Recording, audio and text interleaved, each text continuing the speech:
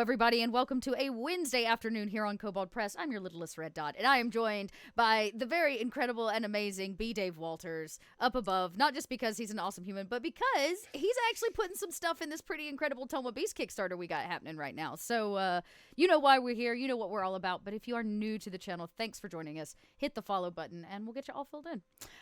This is our little show where we talk all things Kobold Press, and I think what I'm going to do, just in case for whatever reason y'all don't know this gentleman, I'm going to let B. Dave introduce himself and maybe tell you a little bit about himself. I am the large brown stunt dot, you know, that it's just, that's it. You're just there to do all my stunts. That's it, exactly. Yeah. Just like, she goes to swing and then just reverse, and I'm like, boom, and then you're like, boom, it's back to her. It's wild. Yeah. B. Dave Walters, I say words about things. I am non-ironically TV's B. Dave Walters. I'm the host of Invitation to Party on G4 TV, and I run D&D and other TTRPGs wherever fine streaming content can be located.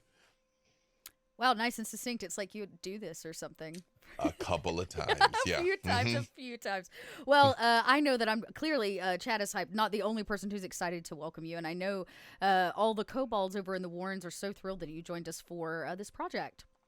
Yes, absolutely. And congrats on breaking that last stretch goal. That is huge. By just the last few hours, I think like just what, an hour maybe ago or 2 hours ago, we broke that final stretch goal, which was the $750,000 mark. Now, for all of you at home, we still have 2 hours? 2 hours. It's like 2 hours There's left still time on this Kickstarter, so there is still time. There's still time for you to get in on this. Oh, I'm sorry. Kickstarter says 3 hours. I'm in the wrong time zone. Sorry, Kickstarter. Yeah. 3 hours to go. You have a fraction of 2 hours 51 minutes. You know exactly. Like, we're already on the countdown. Yeah, we'll think of something. We will intermittently open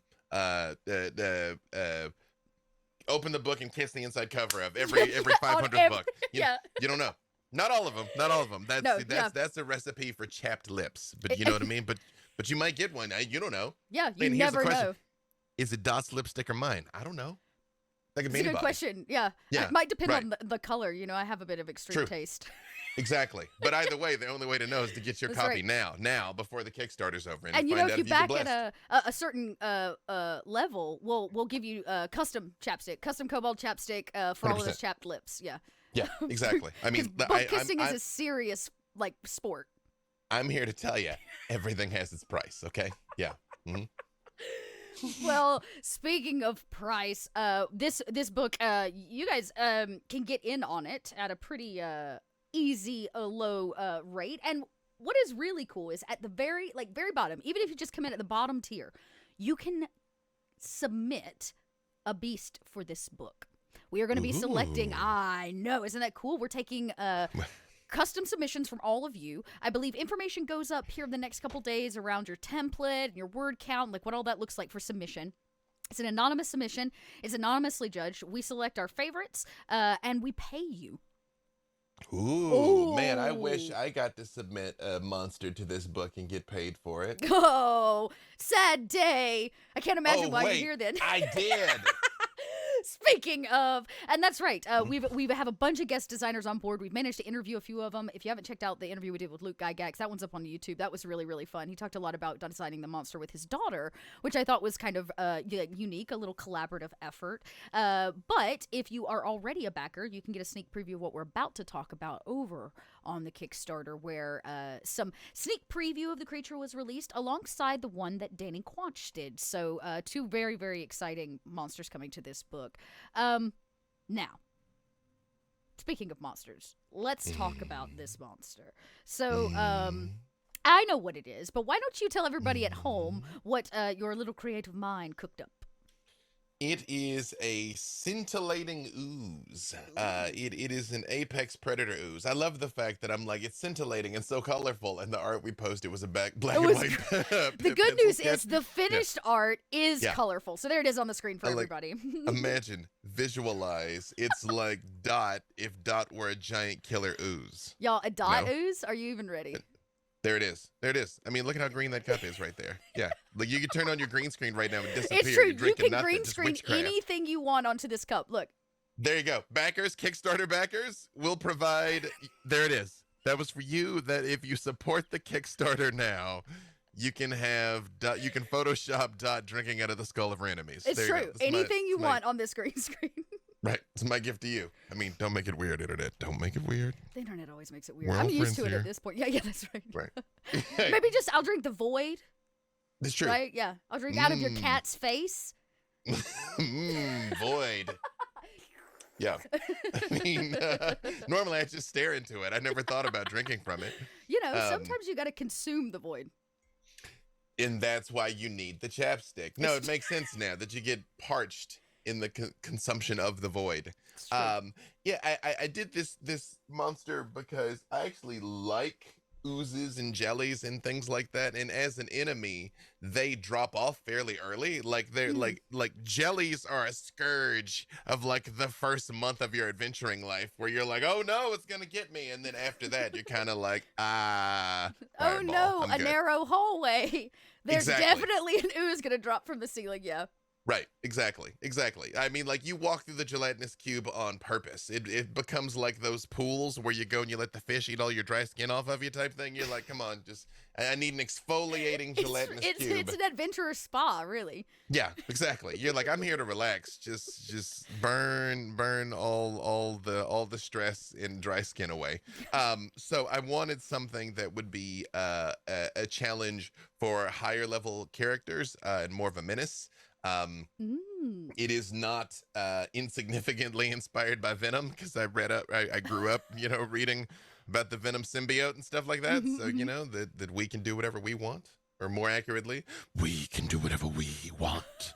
So, Nice. I did that as a monster. So you're telling me this is not just any manicuring ooze. This is a special ooze. What makes it exactly so special? Is it like smarter than other oozes? It is smarter than other oozes, although it is still beast level intelligence. It is not out plotting and scheming, but it is smart enough to actively try and hunt you down and actively apply tactics. Oh, so it doesn't just slip out of the slot in the ceiling. It like hunts you. Oh, Correct. And it also is smart enough to wield weapons and items that have been left in it from people that were perhaps not so lucky before. Yeah. So it is a large, armed, moderately intelligent, higher level ooze. Okay. I'm trying not to give away just every single thing. So I imagine it. I mean, I don't know what CR level this is, right? So like, are we talking like lair actions or legendary stuff to go along with such a critter? It is going to be a CR12 creature. Okay. Yes, and but it does have some legendary actions, something I really liked. Also, hello, Kitty. Yeah, right. It's time. Now, wait, can you point the cat towards the camera just for a second? Wait, hang on. Come on, Grace. Come Just show everybody your face. See, now you can Photoshop that face on the mug, and now to see that face, there it was. She's like, boom. I don't want to be on your mug. Put me down, Mom. Yeah, that's it. But there it was. You know what to do, internet. Don't let me down. Yeah, it does have some legendary actions involved there. Something I really liked out of the Dragon book that just came out not too long ago. Fizbane's Treasury of Dragons, which I'm looking for my what's down here, but I have my fancy one somewhere. Put my fancy Fizbane. Anyway, it one of my favorite. Oh, it's literally right behind me. There's my fancy Fizbane. Yeah. There was a creature that is called a horde mimic. That you come out and you think there's a treasure there, and you're like, yay, it's treasure, we win. And the entire treasure is a mimic, which I really loved. For this, the ooze itself is not the treasure, but you come in and you're like, hey, here's all this stuff and armor and weapons and gold and things. And it's like, welp, now you're a part of it. Oh, so I imagine it wields the weapons it's collected over the years. It doesn't have like a preference. It's just a... Correct. Like, interesting. So, not a compost situation. For those of you that know me, emotional trauma is my brand. And I just had to stop and ask myself, I was like, what's one of the most fun things from D&D? Ooh, getting treasure. What if I could take that joy away from them? And so that's... I'd like to create a creature with enough tendrils to suck the joy from the room. Just like... Vicariously. Yeah, exactly. So now every time you find a treasure hoard from now on, in the back of your mind, you'll always have to wonder. You're like, wait a minute, is this a trap? And I'm like, I don't know, maybe. Roll initiative. Yeah, give it a So, try. Yeah. All right. So when you started from scratch, so you said it was kind of inspired by the want to make a higher level ooze. But mhm. where do you begin? Especially for all these people that may be submitting like custom monsters and stuff and maybe never have done this before. Where do you start with building a new creature? Well, it's kind of a complex and many-headed process, sometimes literally, in that quite a few monsters have been done and exist. So you got to come up with something that is interesting and unique, Hmm. but also properly balanced. So one of the first things I thought was in terms of the challenge rating. Where do I want this to fall on the Right. spectrum? Okay. As you know, the CR system, it collapses pretty quickly if you push on it a little bit, where you're like, that's not, Yeah. okay, that's not a thing anymore. Yeah, but at least if I want to create a CR12 monster, well, then you go look at some other CR12 monsters and just see roughly, what's the AC, what's the hit points, what damage does it do when it attacks. There is a spectrum there, which is its own art and science of Right. because some things in general are might have a lower AC but higher hit points, or vice Hmm. versa. They have less hit points but they're harder to damage, or they have more vulnerabilities and things like that. Yeah. Don't just look at your creature and just like stack up everything. Try and come at it with some gray Jedi nonsense where you're like, I have all the powers of a vampire but none of its weaknesses, and that's my concept. It's like, yeah, Right. that's a bad concept. Yeah. Um, yeah. So, but I mean, I think if you've got an idea in your head of something that is just neat, Mm. because Hmm. I mean, it doesn't have to be just ultra ultra ultra ultra unique, but it's helpful if it's ultra ultra unique. But like last night on the Idle Champions Presents Court of the Raven Queen stream we did. It was 2 nights ago. It's Monday night. We brought back the Scurriids, which are demon shadow squirrels. They're not demons, but they're shadow squirrels. Yes. Um, And terrifying. which is self-validating. And I mean, here's the thing: they're actually pretty tough. That you're like, ooh, shadow squirrels, haha. Oh no, it's on me. That's a cool thing. So I think come up with an idea that you think is neat. Decide on the CR early, challenge rating early, and then look at some comparable creatures to kind of give you a framework. And this one must have been interesting too, because you were saying one of the big things was actually upping the CR for these, Yes. right? Like Yes. it's like that scarcity mentality of like, what are we missing in our dungeons? Like we got plenty of oozes that just sit in the tunnel, but we don't have ones that will Yes. wield your weapons against you, or Yes. yeah, okay, Actively hunt you down, that are like the tiger of oozes. Yes. So what I did is I went through tiger ooze. Mm. I went through and I looked at what are the traits of oozes and jellies and things like that. How many of those can I apply? How can I kind of scale it up in such a way that it is still a meaningful challenge to people, Right. and build in some things that were still going to make it difficult overall in terms of uh, some of the things it'll do in combat, the way that it will fight, the tactics it will employ. Because a lot of times, if my buddy Keith Amon wrote a series of books called the Monsters Know What They Do, what Monsters Know What They're Doing. To which I have Yes, you know what? Somebody else suggested that. I guess I'm gonna have to read this book. This is the second time it's been brought up. no, Keith's a genius. Here's the second one. It's not out yet. That's a flex. Oh, look at but that. you know but Keith is a genius. But one of the things that he puts in there is the tactics and the things that a monster will do, because one, an intelligent creature will behave intelligently, but even one that is not intelligent still knows how to do what it does. Mm-hmm. And you don't have to have things just stand there and let the adventurers beat on them until they Mm. die. Like a mind flayer is light work. If it just stands there and tries to go toe to toe with 4 to 6 adventurers, you will wreck it quickly. Right. The mind flayer knows that too. So Right. it's not going to give you a chance to just dogpile it. It's going to do everything in its power to avoid that. To avoid that, So yeah. tactics wise, I put some things in there that I'm like, this is what it will do. This is how it will fight. So it should punch above its weight class in that sense. Hopefully. Maybe even with your own weapon. And Maybe with tendril? your own weapon. What do we call that? Is that a tendril? It's a tendril. Tendrils, Tendrils, pseudopods. pseudopod. Yeah. Yeah. Okay. Mm-hmm. Awesome. We did have actually a question come in early on, and y'all, we are going to take questions. So if you want to start kind of dropping them in chat as they come up around our conversations, I'll drop them in. So, what is your favorite monster? The rest of the question, and literally, why is it anything that B Dave is playing? But for real though, what is your favorite monster? Do you have like a favorite? Maybe it's just a type. I know a lot of people have types. They love mimics or whatever, but No, I have a favorite. Umber Hulks. Don't know why. Umber Hulks. Umber Hulks are my favorite. I got to bring him in on invitation to party and nearly kill everybody. That was also very. That's a. I don't know why.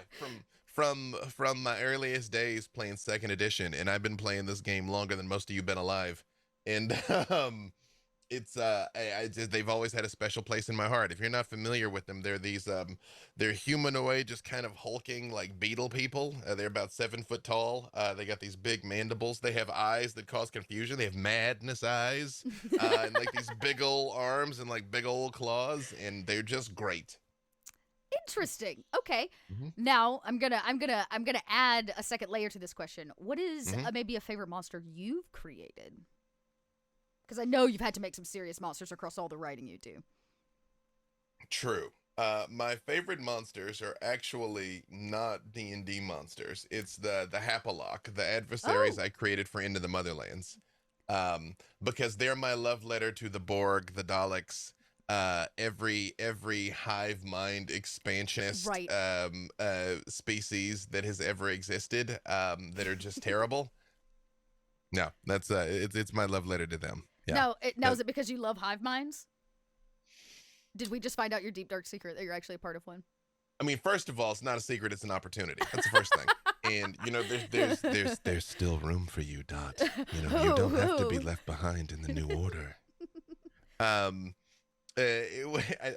do as in general like that. Hive minds and collectives. I like the near unstoppable foe that is not doing it out of evil or malice. Because I like that a lot. You know what I mean? That it's not just, you know, the demon hordes that are rampaging because demons, you know, like they have a very specific reason for why they're doing what they're doing. And you're like, that reason is terrible, but I get it. That's what I like. Okay, neat. Now there was a question actually. We did a Facebook thing for the community the other day, and it was such a great talk about designing monsters. And one of the questions that got brought up, and I'm still pondering it. Like I don't know if there's a good answer or not, but I've pondered it, and I feel like maybe you're the person for this based on your answer. What is really the difference between a monster and a villain? Is it purpose? Well, here's the thing. A properly constructed villain is the hero of their story. Ah, So everything they say and do makes sense from their point of view. And right. the more that it makes sense even to you while they're doing what they're doing is the more effective that villain is. Mm-hmm. It is a complex thing because one of the things that I've been very adamant about, and beat this drum all the time, is that any correlation between race and morality is problematic. Anytime you're like, this thing is evil because of what it is, maybe you can get away with that with a demon or a devil, but even then there's redemption arcs even for those characters. Sure. That is, as you look back over time, for the most part, the orcs are evil because they're orcs is a slippery slide to some really gross stuff. Right. You know? So a monster, I guess the first thing that came to mind was that Vincent Price quote is, I don't play monsters. I play men beset by fate and seeking revenge. Oh, yeah. Okay. So what? Yeah. Okay. So purpose. Yeah. That like one Yeah. of a bigger. Yeah. Because I imagine like a villain might use, say, this ooze in their dungeon to achieve their larger goals, right? But this ooze itself is not maybe hyper intelligent enough to be its own villain of a campaign. Yeah. You know. I would say the difference between a monster and a villain is intent. You know, I mean, most creatures are either just trying to eat or defend their homes. If you think about it, when we're murder hoboing, it's actually kind of terrible. Like, I mean, you just go room to room wiping things out that are literally just going about their business. Like that friggin' rust monster. You know what I mean? Like it's just. He's just here to eat some rusty armor, you know? Like... Right? It's just Wednesday for him. He's like, I'm a metal-eating cockroach. I don't know, man. But then we're like, fireball, boom, you know?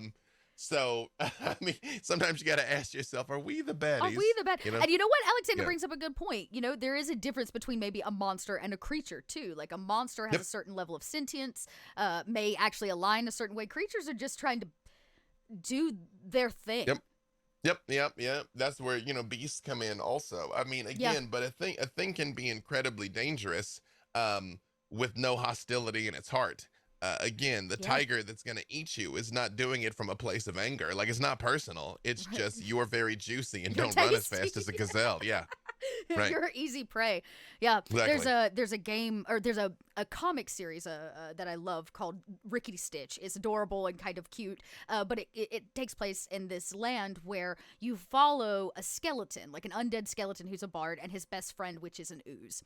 And it's all about them trying to like mitigate a world in which everything thinks that they're bad, simply because he's a Hmm. skeleton, simply because his best friend is an ooze, and he just wants to travel and sing his songs with his best friend who's a ooze. And everybody's always trying to like attack them or kill them, so they spend more time trying to mitigate like Hmm. angry, or in this case bad, adventurers who simply just want to slaughter at will. Yeah, man, and it's already rough having to sing with no lips or vocal cords. Come on. Like Right, this, like leave that this ooze is alone. Dang it. exactly. He Exactly. managed his way out of an entire dungeon. He is living his best life right now. Maybe it just wants to dance the forbidden dance. I mean, you don't know. You don't know. Yeah. You But don't yeah. know. Yeah, but for me, yeah, that would I'd say it's the intent of it, Yeah. because I think, at least in the old days, the difference between a beast, a monster, an aberration, any of those things, it was just where it came from. Mm, To what extent was it a part of the natural order? So. yeah, absolutely. Yeah, ecologies can also be villainous. Good point. Yeah, Hmm. the ecology in which they live is just affecting them uh, Hmm. in bad ways. Very, very, very interesting thoughts. Is like, as Hmm. you get ready to submit your monster, like, what is their level of? Are they a villain? Um, Hmm. question is, if you put a curly mustache on them, does it automatically qualify them? I mean, I know for sure if you see an ooze with a goatee, you should leave. You should. Like, I mean, That is. that's just good life advice. Just get You out. know? Yeah. Oh man, I Yeah. love that. Now, for people that may be designing monsters, whether it's their home game, whether they're maybe Hmm. going to submit to something like this, or they're working on their first commission, what are Hmm. maybe some do's and don'ts? Like, what are the things that you try to avoid? What are the things that you might kind of use to help keep yourself in a line? Again, I find newer people are always trying, or frequently trying, to create the ultimate something. Hmm. You know what I mean? Like, this is the single strongest this thing ever, and it's like, well, that's not necessarily interesting. Right. The just unbeatable thing is not necessarily interesting. I myself, personally, the way I design monsters is very similar to the way that I design encounters. That I make sure there is definitely at least one way to win that I know of, and then I make it as hard as possible, because I know both the players and the dice will surprise and betray you. It's true. Yeah, you can't rely on anything. Right. So as long as I know there's an off switch on the back of the adamantine golem's left leg, I don't know how you're gonna figure that out, but I know it's there. Then the rest of it, I just go in, Yep. because there is a solution. And it's not necessarily just the weak point, just hit it right here and it dies. I mean, but there's something, it's vulnerable to fire, it's afraid of sunlight, um its mom never loved it. I mean, whatever you can use as a point of vulnerability Uh huh. to be able to overcome. And also remember, not everything has to fight to the death. I mean, Mm. a lot of monster stat blocks say, it will fight till this point and then it will flee. Things aren't necessarily interested always consistently in just laying down their life in every conflict. Some things are, some things aren't. Some things will leave and come back for you. That's Yeah. like bears. If you shoot a bear, you got to make sure you kill that bear, because the bear will remember you and it will come back. It Yeah. will leave For and be like, life. That bear ah, remembers yeah, you for life. Yeah. yeah, be like you. You know what I mean? Yeah. Like, oh, it's you don't have your boomstick now, do you? While you were sleeping, maybe you do that. Maybe your creature scuttles away, and essentially after a long rest comes back in the night. That is Yeah. interesting and compelling.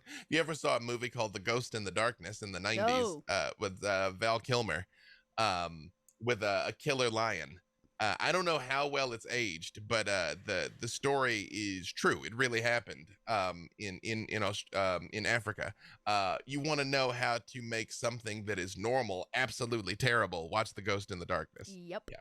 Yep. Just Hmm. have them keep coming back over and over Hmm. again. Mm-hmm. Man, that's a good one. Now, somebody wanted to know, do you have a least favorite monster type? Like things you just never use or just like, I don't want to put that in my game.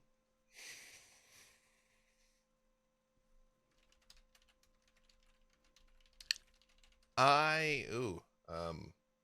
I mean, the answer is yeah, probably. I'm just trying to think. Um,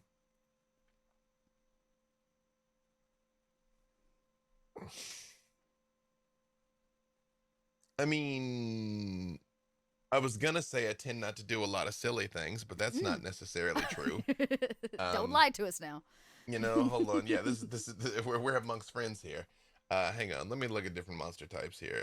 Aberrations, beasts, celestials, constructs, dragons, elementals, fae. I tend not to get down with a lot of uh elementals. Mm. I also tend not to get down with a lot of giants because I'm on the giant side in general. I'm generally pro giants' rights. They're very terribly mistreated by these Yeah. like filthy, puny, tiny races. Um, yeah, but it isn't that I don't like those things, but I Mm. think back to any time I can think of having one of those in a story, it was there because of something. It wasn't my choice. Like something else about the story. It was like, that's why this happens here. And I was like, all right, I guess. Yeah. Yeah, I'll Yeah. be there. Yeah. Okay, I'm going to reveal a really dark secret. Chat, I guess you can I like start where this is judging headed. me. Okay. True. Any game I've ever run, now I've played in some, I have never used an actual dragon. Yeah. There's surprisingly few dungeons and surprisingly few dragons in Dungeons and Dragons. Yeah, That's not it's just really you. surprising. I was like, I don't know that I've ever been like, this whole campaign or like this arc is going to be based on a dragon. Now that I'm thinking about it, I don't think I've ever chosen dragons. You know what's wild is like a low-level party can have like a pitch battle with a wyvern. Like Oh, yeah, fighting a yeah. dragon doesn't have to be this in-game thing. Like you can have like a knockdown, drag-out war at like level 6. Yeah. Yeah. It's I'm thinking about it. And I don't think I've ever used celestials either. I don't know why. I don't think personally I'm drawn to celestials. I maybe I need to challenge myself to like break my barrier and put them in something now. I've done a lot of things with celestials as villains because I framed it as a moral quandary. Yeah. That's interesting. Yeah, the celestials show up and they're like, we're going to wipe out that village of orcs and goblins. And you're like, why? And it's like, they're evil. And it's like, but they're not doing anything. It's like, yeah, but they're evil. And you're like, well, we can't let you do this. And the celestials are like, all right. And then it goes. And then you got to fight the Yeah. celestial. That's interesting. You gotta fight the Somebody brought celestials, that yep. up too. That sometimes a beast with a moral quandary can actually be really interesting. And well, but here's where this is the joy of moral quandaries. Is it doesn't necessarily mean that your story has to be this morally gray thing where everybody's right or nobody's wrong. I mean, you can still stand in opposition of this thing, but understanding why it is how it is just adds a lot of depth and richness to the story versus being, we're just going to fight another werewolf. Yeah, I love that. All right, Chad, if you got other questions, toss them out. If not, I'm just going to keep picking B-Dave's brain because I'm here. I'm here and ramble on. Just ramble on. Yeah. All right. So you've, one of the things I love about your work is that you cross just the spectrum, the gamut of tabletop gaming. And not everything that you've done has been for Dungeons and Dragons. Obviously, you're in the middle of writing up your lead designer on the Motherlands, right? Yep. So what does it look like to kind of, one, come out of a fantasy setting, and two, put yourself in a position to like think outside the right? In D&D, we always, our oozes, our mimics, our celestials, our aberrations, but you're talking about something that has a blank slate. And I imagine sometimes staring at the blank page can be daunting in certain ways. Where do you start on maybe wanting to homebrew something all on your own? I mean, when in doubt, and this is just, this applies to almost everything in life when you have to make a decision. You can always ask yourself, well, what's not going to happen? You know, what's not here? As we started laying the bones of the Motherlands, we had some specific guiding principles of the kind of story that we wanted to tell. Yeah. Like, for instance, we wanted self-determination to be kind of an underpinning of it. So that's informed that you are who you choose to be. which has informed every step of the design process. Like there's not, for instance, there's not an attribute system. There's not strength, dex, con, intelligence, that you were just born smart. It's like, no, if your character is an intelligent character, it's because they've put in the effort to their book learning. If they're strong, they've put in the effort to their, their physical Leg prowess. Exactly. Leg day. It was yesterday. Although every day's leg day. So then underneath that you were like, well, what is this world, and what is this world trying to say? You know what I mean? What's the statement this world's trying to make? At the risk of mixing metaphors, if you've decided you're describing Mordor, you're going to describe Mordor differently than the Shire, just from the reality of the fact that you're like, Mordor is this, which was the only true integrated egalitarian society in Middle Earth, by the way, Maybe Just Sauron's saying. the real villain. Yeah. I mean, the real victim here. Yeah. Yeah. And that will help inform a lot of things too. That even if you're like, well, this is a good place, this is a bad place, so this is a neutral place. I mean, the Amazon rainforest is not malicious, but it is incredibly dangerous. Like, right. I mean, surviving 24 hours in the Amazon, if you're not a local, is actually surprisingly difficult.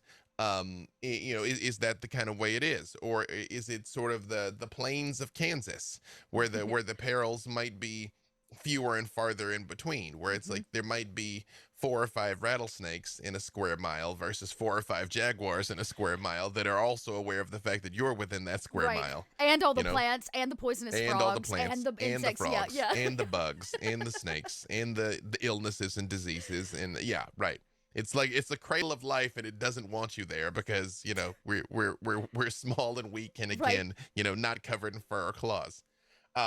So those kind of things can help guide it from the outset. That if you're talking about doing a homebrew world, or a homebrew setting,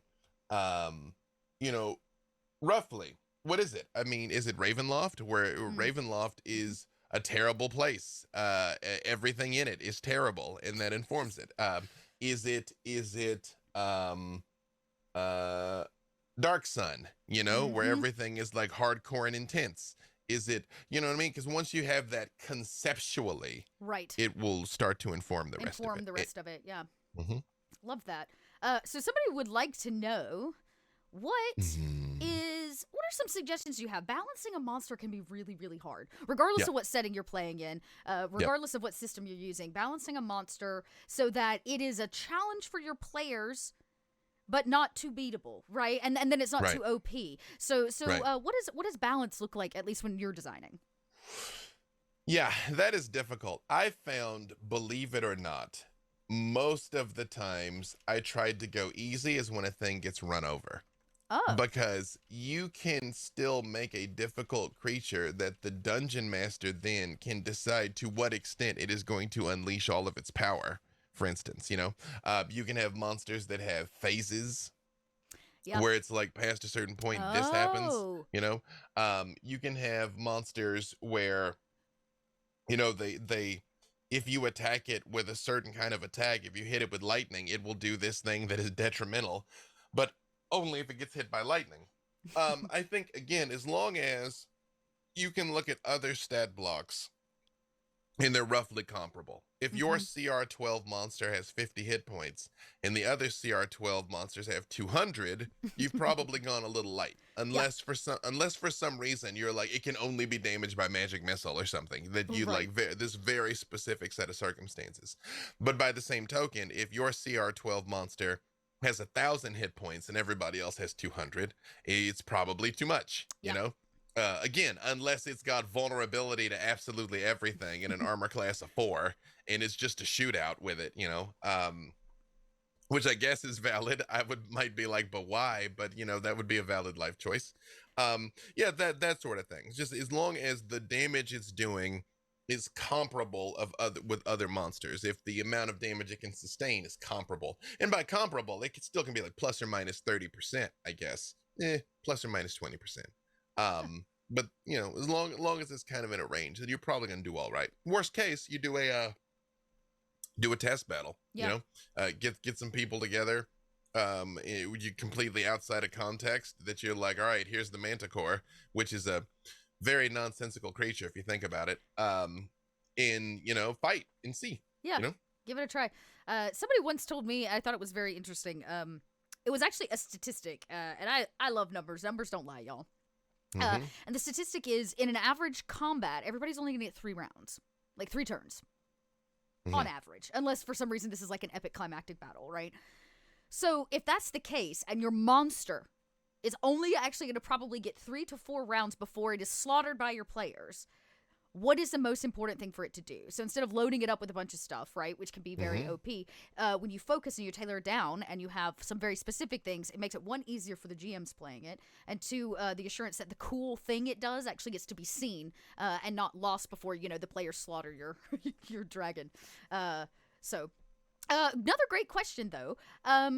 This one's actually a little not monster-based, but I think is relevant definitely to the work that you do, which is, what does marketing a Twitch stream look like? Meaning, if somebody's jumping on this train, how do we draw eyes to the stories and get people to come watch your stories?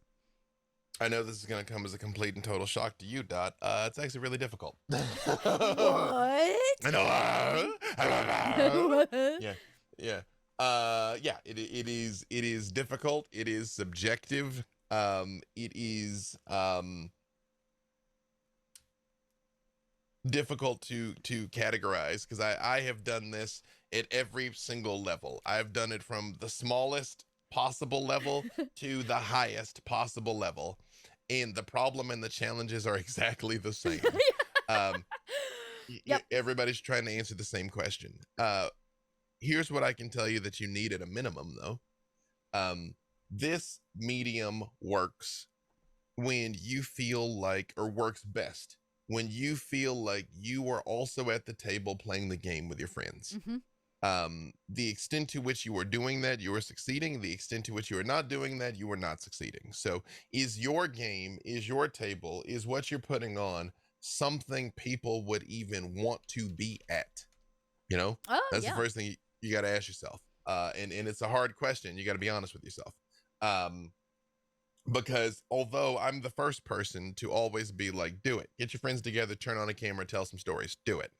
You also do have to ask yourself, out of the 168 hours they have in the week, in which a person has to live their whole entire life and consume all their possible content, and it is a world with Critical Role, and there's a world with me, and there's a world with Dimension 20, and there's a world with what Dot's doing, why is somebody going to stop and consume your content? That's not something to bum you out and be like, well, I guess they wouldn't, I'll give up. I'm like, no. Just have an answer to the question. Yeah, answer the hard questions and you might find a solution. Yeah. Exactly. Because, there's opportunity out there. A compelling narrative is important.